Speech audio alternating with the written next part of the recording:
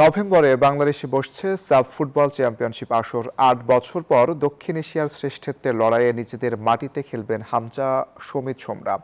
Tournament আয়োজনে জাতীয় stadium ছাড়া আরও একটি স্টেডিয়াম বাছাই করার পরিকল্পনা আছে ফেডারেশনের, এমনটি জানিয়েছেন বাফুফের সহ সভাপতি ফাহাদ করিম।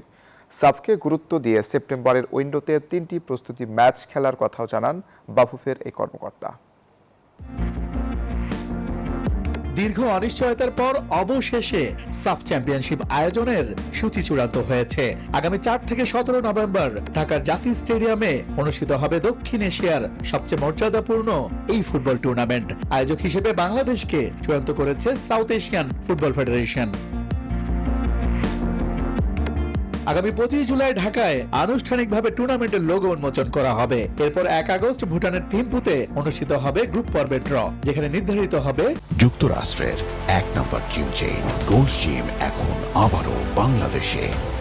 বসুন্ধরা আবাসিক এলাকা ও বসুন্ধরা সিটি শপিং মলে দলগুলোর প্রতিপক্ষ।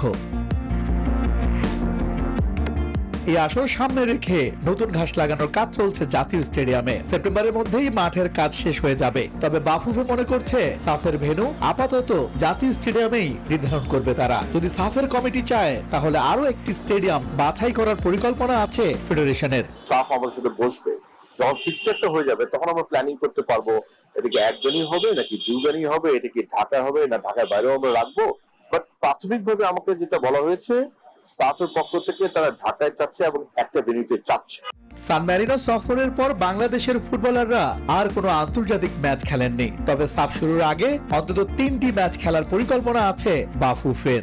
সেপ্টেম্বরে একটা উইন্ডো আছে, সেপ্টেম্বর থেকে অক্টোবর একটা উইন্ডো আছে, প্রায় ১৪ দিনের window if I am not wrong.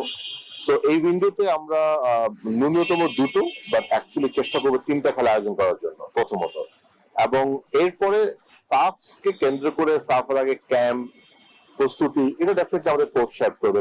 সবশেষ ২০১৮ সালে সাফ চ্যাম্পিয়নশিপ আয়োজন করেছিল বাংলাদেশ। ৮ বছর পর সাফ ফুটবল আয়োজনের সুযোগ। ২০০৩-এর পর এই আসরের শিরোপা জেতেনি লাল সবুজরা। এবার হামজা ফাহমিদুলদের সামনে বেশ বড় একটা সুযোগ বাংলাদেশকে আরো একটি শিরোপার স্বাদ দেয়ার। ইশতিয়াক দীপু, নিউজ 24, ঢাকা।